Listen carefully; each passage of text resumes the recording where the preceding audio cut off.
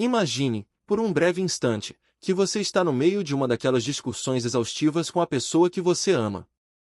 O motivo aparente pode ser algo incrivelmente banal, como uma toalha molhada em cima da cama. Um tom de voz ligeiramente alterado ou uma mensagem de texto visualizada e não respondida. No entanto, enquanto as palavras voam pelo ar como flechas, o seu coração bate acelerado e uma dor profunda, antiga e familiar toma conta do seu peito. Você já parou para se perguntar por que reagimos com tanta intensidade a coisas tão pequenas? Por que, tantas vezes, as pessoas que mais amamos são exatamente aquelas que mais nos machucam? E, mais intrigante ainda, por que parecemos tropeçar repetidamente nas mesmas pedras? Atraindo parceiros ou vivendo dinâmicas que nos trazem o mesmo sabor amargo de rejeição, abandono ou sufocamento? Bem-vindos a mais um episódio do nosso podcast. Hoje, vamos embarcar em uma jornada fascinante, profunda e, por vezes, confrontadora, pelas páginas da obra A Psicologia dos Relacionamentos, escrita pelo renomado professor e terapeuta sul-coreano Choi Kang-gyun. Prepare-se, pois o que vamos descobrir hoje tem o poder de mudar não apenas a forma como você enxerga o seu parceiro, os seus pais ou os seus filhos, mas, acima de tudo, a forma como você enxerga a si mesmo no espelho. Para começar a desvendar esse labirinto humano, precisamos desconstruir um dos maiores mitos que carregamos sobre o amor e as brigas. Nós costumamos acreditar que um conflito nasce do nada, que uma crise conjugal ou o afastamento de um filho é um evento súbito. Um raio em um céu azul. Mas o professor Choi nos convida a olhar mais de perto, afirmando que nenhum conflito irrompe de repente. A infelicidade, a desconexão e a raiva são chamas que vêm sendo alimentadas silenciosamente há muito tempo. Pense nisso como uma grande empresa ou um restaurante tradicional que, de uma hora para outra, declara falência. A ruína não aconteceu na noite anterior. Ela é o resultado de anos de pequenas negligências, de uma comunicação que foi se desgastando, de ressentimentos não ditos que se acumularam sob o tapete. O autor usa a metáfora dos antigos restaurantes coreanos, que sobrevivem por décadas não apenas porque a comida é boa, mas porque existe uma cooperação invisível, um cuidado contínuo entre as pessoas que ali trabalham. Da mesma forma, a verdadeira arma secreta da humanidade para a sobrevivência e para a felicidade não é a inteligência fria, mas a nossa capacidade de cooperação. Quando essa cooperação, essa dança sutil de dar e receber, começa a falhar dentro de uma casa, a estrutura toda começa a ruir. Portanto, quando a explosão finalmente acontece, ela é apenas o sintoma final de uma doença que se instalou muito antes. Seguindo essa linha de pensamento, para entendermos de onde vem essa doença, precisamos adotar lentes diferentes para enxergar os relacionamentos. Historicamente, a psicanálise tradicional, com grandes nomes como Freud e Jung, nos ensinou a olhar para dentro do indivíduo. Sob essa ótica, os nossos problemas de relacionamento derivam dos nossos traumas individuais, dos nossos complexos não resolvidos. Se você tem um complexo, que é essencialmente uma ferida emocional profunda, qualquer situação que toque nessa ferida fará com que você reaja de forma desproporcional. Por exemplo, uma mulher que cresceu com um pai alcoólatra e ausente pode desenvolver um profundo complexo em relação a homens que bebem. Na vida adulta, mesmo que o seu marido beba socialmente e de forma controlada, o simples cheiro do álcool pode desencadear nela uma fúria incontrolável. Ela não está brigando com o marido no presente, ela está, inconscientemente, gritando com o pai do passado.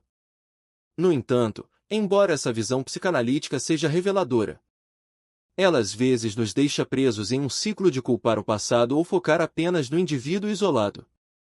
É aqui que o professor Choi introduz uma segunda e poderosa perspectiva, a teoria dos sistemas. Em vez de olhar apenas para a mente de uma pessoa, a teoria dos sistemas olha para a família como uma engrenagem, ou melhor, como um móvel de berço. Imagine um daqueles móveis com várias estrelinhas e luas penduradas que colocamos sobre o berço de um bebê. Se você puxar levemente uma das estrelas, todas as outras peças do móvel vão se mover, tremer e reajustar a sua posição para manter o equilíbrio. A família é exatamente assim. Nenhum de nós age em um vácuo. O comportamento de uma pessoa é continuamente moldado e afeta o comportamento de todos os outros. Se um pai fica deprimido, a mãe pode se tornar superprotetora. O filho mais velho pode assumir o papel de adulto da casa e o filho mais novo pode começar a ir mal na escola para desviar a atenção da tristeza do pai. Tudo está interligado. Um dos conceitos mais fascinantes dentro dessa visão sistêmica é o que chamamos de duplo vínculo, ou mensagens contraditórias. Imagine uma mãe que diz ao filho "eu te amo", mas quando a criança corre para abraçá-la, o seu corpo fica tenso, rígido. E ela sutilmente o empurra para longe. A criança recebe duas mensagens opostas ao mesmo tempo. A palavra diz aproxime-se, mas o corpo diz afaste-se. Isso gera uma confusão mental paralisante. A criança não sabe como agir, sente-se culpada e ansiosa, e esse padrão de comunicação doentia, se repetido constantemente, pode levar a graves transtornos psicológicos. Muitas vezes, os conflitos que vivemos hoje com nossos parceiros são fruto de estarmos presos em duplos vínculos, onde exigimos algo, mas punimos o outro quando ele nos entrega exatamente o que pedimos. Aprofundando ainda mais essa dinâmica familiar, chegamos a um dos pilares centrais do livro, o conceito de indiferenciação do self, desenvolvido pelo psiquiatra Murray Bowen. Este é, talvez, o ponto mais crucial para entendermos a qualidade dos nossos relacionamentos amorosos. A diferenciação do self refere-se à nossa capacidade de separar o nosso próprio intelecto das nossas emoções e, principalmente, a nossa capacidade de nos separarmos emocionalmente da nossa família de origem. Quão independente você realmente é das expectativas, medos e ansiedades dos seus pais? Bowen sugere uma escala imaginária de 0 a 100. Uma pessoa com um nível de diferenciação baixo, digamos em torno de 25 pontos, vive em um constante estado de fusão emocional com os outros. Ela não sabe onde termina ela mesma e onde começa o parceiro ou a mãe. Se a mãe está ansiosa, ela fica ansiosa. Se o parceiro está de mau humor, o dia dela está arruinado. Ela reage impulsivamente, chora, grita, implora por atenção e não suporta a individualidade do outro.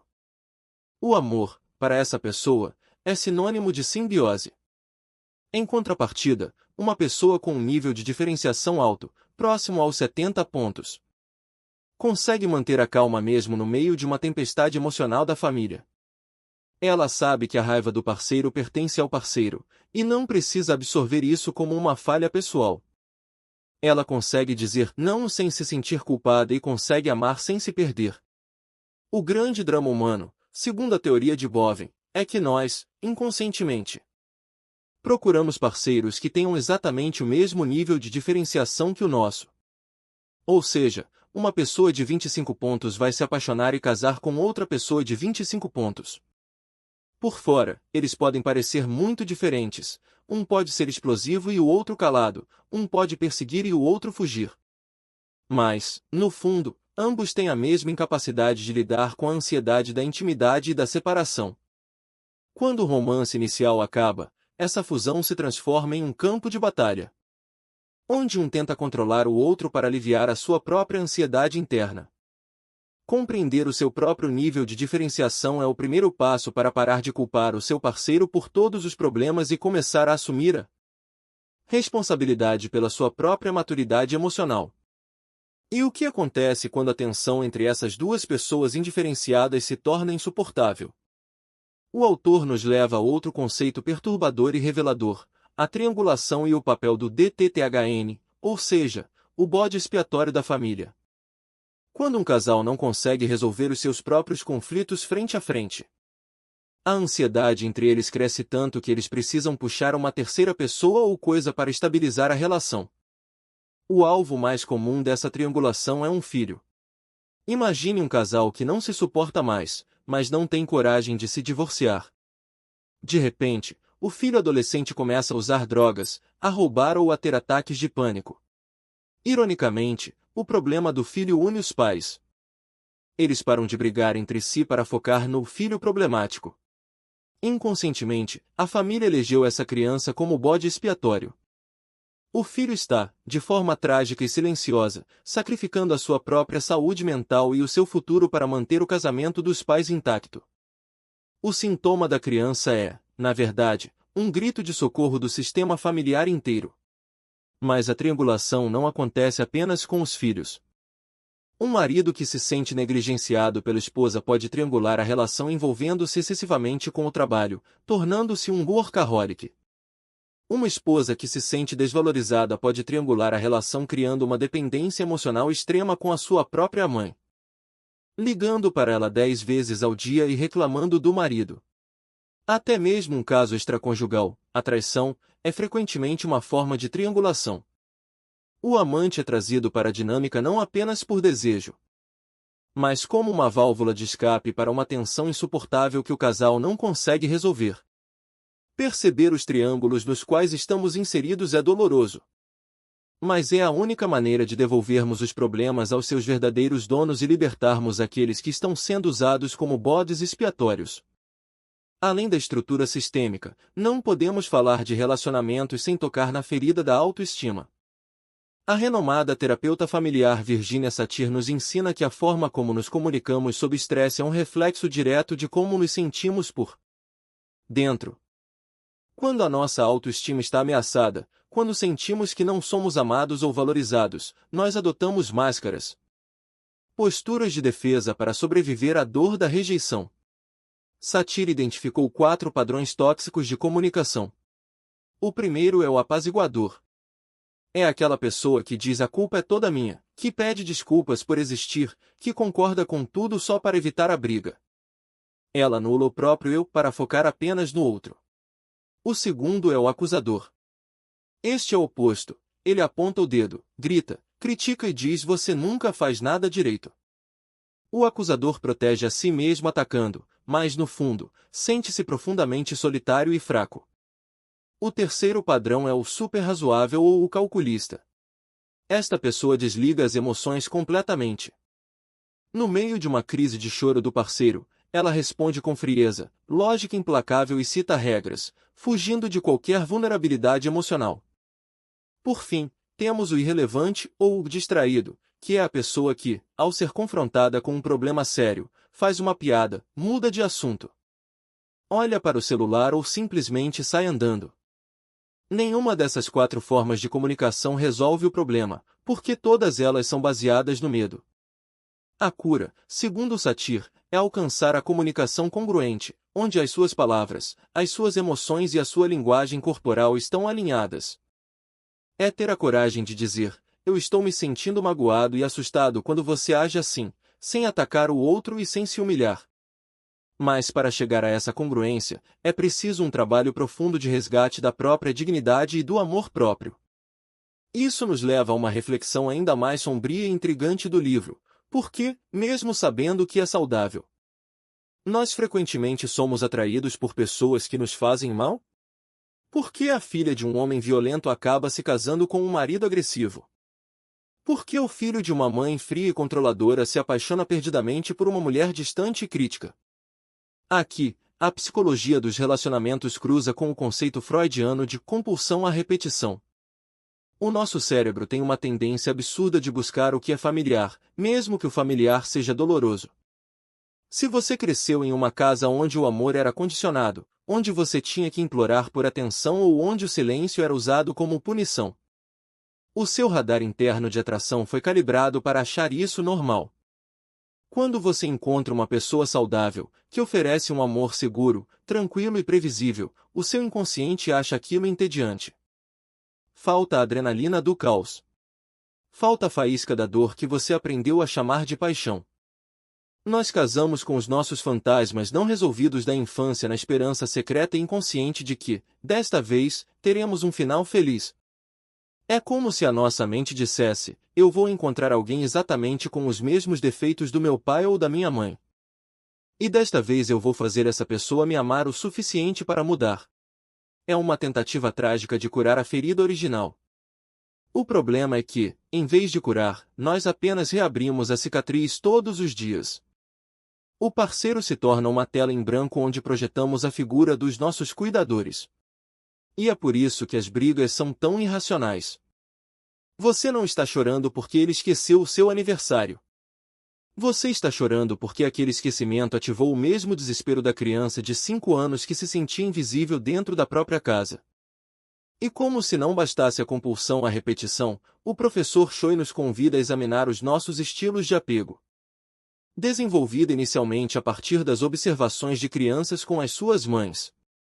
A teoria do apego mostra que a forma como fomos acalmados ou negligenciados na primeira infância dita como nos comportamos na intimidade adulta. Pessoas com um apego ansioso vivem em constante terror de serem abandonadas. Elas precisam de mensagens o tempo todo, são ciumentas, sufocam o parceiro e, ao menor sinal de distanciamento, entram em pânico. Já as pessoas com apego evitativo aprenderam muito cedo que não podiam contar com ninguém. Para elas, a intimidade é uma ameaça à sua independência. Quando o relacionamento fica sério demais, elas recuam, esfriam, criam muros invisíveis e fogem do compromisso emocional. E, de forma cruelmente irônica, o ansioso quase sempre se apaixona pelo evitativo, criando a clássica dinâmica do perseguidor e do fugitivo.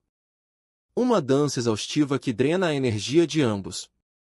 Neste ponto da nossa jornada, você pode estar se sentindo sobrecarregado. Talvez esteja reconhecendo seu próprio rosto, ou o rosto dos seus pais, em cada um desses padrões, na fusão emocional, no bode expiatório. No apaziguador, na compulsão de repetir a dor, no apego ansioso. Parece que estamos condenados por uma história que foi escrita antes mesmo de nascermos. Mas é justamente no ápice dessa consciência que a verdadeira cura se torna possível. O livro nos ensina que o conhecimento é a luz que dissipa a sombra do inconsciente. O destino só é destino enquanto permanece oculto. Quando você traz essas dinâmicas para a luz da consciência, elas perdem o poder de controlar você. O primeiro passo para quebrar esse ciclo intergeracional de dor é parar de olhar para o seu parceiro como a fonte de todos os seus problemas e começar a olhar para dentro. É o que a terapia imago, mencionada na obra, propõe. Em vez de atacar o outro pelas suas falhas, você precisa enxergar a criança ferida que existe dentro dele. E a criança ferida que existe dentro de você. Quando o seu parceiro grita de forma irracional, em vez de reagir com ódio, tente ver ali o menino assustado que nunca foi validado pelos pais. Quando você sentir uma vontade incontrolável de controlar o celular do seu cônjuge, pare e abrace a menina solitária dentro de você que tem pavor de ser deixada para trás novamente. Essa mudança de perspectiva, essa capacidade de olhar além do comportamento irritante e enxergar a dor subjacente, é o que chamamos de empatia profunda. Além disso, para restaurar os relacionamentos, precisamos dominar a arte da reestruturação ou do reenquadramento. O autor conta diversas histórias terapêuticas onde a mudança não aconteceu mudando a pessoa, mas mudando a lente através da qual a situação era vista. Se você vê a teimosia do seu filho apenas como rebeldia, você vai lutar contra ele. Mas se você reenquadrar essa teimosia como uma tentativa desesperada de afirmar a própria identidade em uma casa onde ele se sente sufocado, a sua resposta será o acolhimento, e não a punição. Se você vê a frieza do seu marido como falta de amor, você se sentirá rejeitada. Mas se você entender que o isolamento é a única forma que ele aprendeu na infância para se proteger de emoções avassaladoras que ele não sabe processar, a raiva dá lugar à compaixão. A mudança real em um sistema familiar não exige que todos mudem ao mesmo tempo. Como no mobile de berço, se você, apenas você, mudar a sua posição, cortar as cordas da dependência emocional, parar de participar dos triângulos tóxicos e começar a se comunicar de forma congruente com amor próprio, o sistema inteiro será forçado a se reajustar. Você pode quebrar a corrente. Você não precisa passar os traumas dos seus avós para os seus filhos. O sofrimento pode ter viajado gerações através da sua árvore genealógica, mas ele pode parar em você. O professor Choi Kang-il encerra a sua reflexão lembrando-nos de que as pessoas que mais nos causam dor são, muitas vezes, os professores mais profundos da nossa vida. Elas são os espelhos que refletem as partes de nós mesmos que ainda precisam de cura. Relacionamentos saudáveis não nascem prontos, não são encontrados em contos de fadas ou em ilusões românticas de almas gêmeas perfeitas. Relacionamentos saudáveis são construídos com o suor da autoconsciência. Com a coragem de enfrentar os fantasmas do passado e com a paciência infinita de perdoar a nossa própria humanidade e a humanidade do outro. Que a partir de hoje, você possa olhar para os seus conflitos não como becos sem saída, mas como mapas que indicam exatamente onde a sua alma precisa de atenção. Que você possa se diferenciar, não para se afastar de quem ama, mas para poder amá-los de verdade, sem usá-los como muletas. E que, no final das contas, você descubra que a chave para o amor mais profundo e verdadeiro que você sempre procurou lá fora sempre esteve guardada na compreensão compassiva da sua própria história.